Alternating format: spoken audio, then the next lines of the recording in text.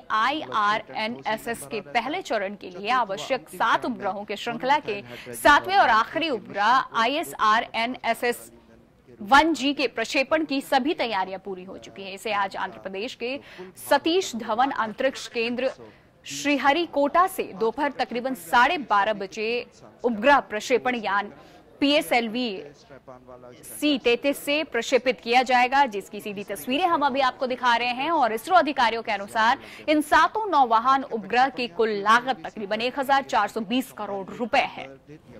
ये सीधी तस्वीरें हैं, इसका प्रक्षेपण किया जाएगा अब से महज कुछ ही मिनटों में और काउंटडाउन शुरू हो चुका है। पूरी तैयारी कर ली गई है और इसरो आज इसका प्रक्षेपण करने वाला है। उल्टी गिनती जारी है, सबकी निगाहें इस पर टिकी हुई है कि कितनी सफलता इसमें मिलती है। इस प्रणाली के सक्रिय होने के बाद देश के तकरीबन 1500 किलोमीटर के दायरे में 15 से 20 मीटर तक की सटीक पोजीशनिंग सेवाएं मिलने लगेंगी। अभी तक श्रृंखला के 7 में से 6 उपग्रहों यानी कि IRNSS 1A, 1B, 1C, 1D, 1D और 1F का प्रक्षेपण हो चुका है।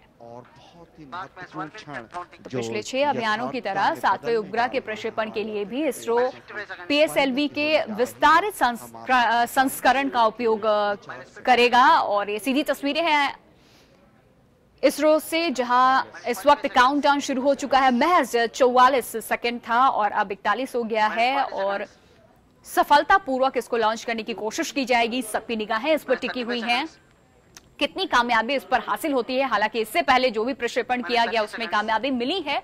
उम्मीद की जा रही है कि इस बार भी इसमें कामयाबी मिले। प्रक्षेपण के साथ ही भारत क्षेत्रीय उपग्रह नौवाहन प्रणाली रखने वाले विशिष्ट देशों के क्लब में भी शामिल हो जाएगा। तो ये बेहद ही अहम मायने रखता है भारत के लिए भी, भारत के इतिहास के लिए। तो काउंटडाउन शुरू है लगातार। तस्वीरें हम आपको सीधी दिखा रहे हैं और प्रक्षेपण के लिए तैयार, क्योंकि वक्त खत्म हो चुका है और ये लॉन्च कर दिया गया है। सीधी तस्वीरें हैं आपके सामने।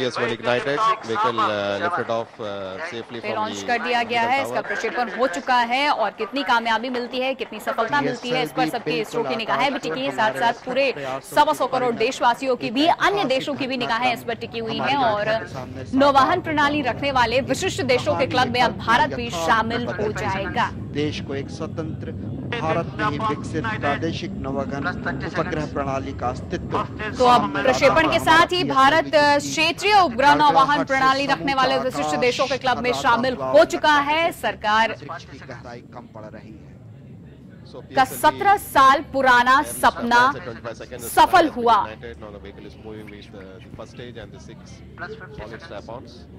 And the time is around 52 seconds. That's 55 seconds. And it has crossed a range of around 11 kilometers. So at 70 seconds we should have the separation of the ground lit strap-ons, followed by the separation of the air lit strap-ons. तो launching की तस्वीरें आपकी TV screen पे। भारत का 17 साल पुराना, सरकार का 17 साल पुराना सपना पूरा हुआ और अब भारत क्षेत्रीय उपग्रह नौवाहन प्रणाली रखने वाले विशिष्ट देशों के क्लब में भी शामिल हो गया है। तो इसके लॉन्चिंग के साथ साथ कई सारे सपने भी हैं। कितना सफल होता है ये, हालांकि सफलतापूर्वक इसको लॉन्च कर दिया गया है, लेकिन कितना सफल होता है ये, जो उम्मीदें, जो कयास इससे लगाए गए हैं, वो कितने सफल होते हैं, इसके लिए थोड़ा वक्त और देना होगा। हालांकि फिलहाल की अगर हम बात करें तो लॉन्चिंग सफलतापूर्वक रही इसकी। Crossed one of the most complex atmospheric region of flight which every launch vehicle encounters. जी हाँ, प्रथम चरण के इग्निशन के प्रज्वलन के पश्चात लगातार आकाश की ओर बढ़ता हुआ PS जो प्रथम चरण था वो अलग हो चुका है, पृथक हो चुका है और उसके बाद द्वितीय चरण भी प्रज्वलित हो चुका है। हम लगभग इस समय 123 सेकंड व्यतीत कर चुके हैं। So first stage separated at 110 seconds and the second stage, which is a liquid stage, successfully ignited, and we have the confirmation that the second stage performance is normal and vehicle has gone into the closed loop. From this instant till the satellite injection, the steering program will be generated by the onboard computer to precisely inject the satellite in its predefined orbit. जी हाँ, निष्पादन बिल्कुल सामान relative velocity जो है वो satellite के जरिए कहां तक पहुंचा है ये और कितनी कामयाबी अभी तक इसमें मिल पा रही है, इसको यहाँ पर जानने की कोशिश की जा रही है। ये तस्वीरें हैं जब प्रक्षेपण हुआ, इसका लॉन्चिंग की गई। जो चरण है, स्ट्रैप ऑन्स हैं, वो कैसे अलग हुए, इसी की जानकारी देता हुआ ये छोटा सा एक एनिमेशन आपके सामने। So what you're seeing is the short animation depicting the events that has happened during the first stage of flight, which indicated the separation of the four ground lead strap-on, air lead strap-on in the first stage. Second stage performance is indicated normal. We are 189 seconds into the flight. The vehicle has reached an altitude of 110 kilometers. So any time from now, we should hear the announcement for the payload fairing separation. Nominally, it is planned yes. Heat shield separated. Heat shield has been separated. And what you are seeing on your screen is the ground trace. The trace, the vehicle is presently going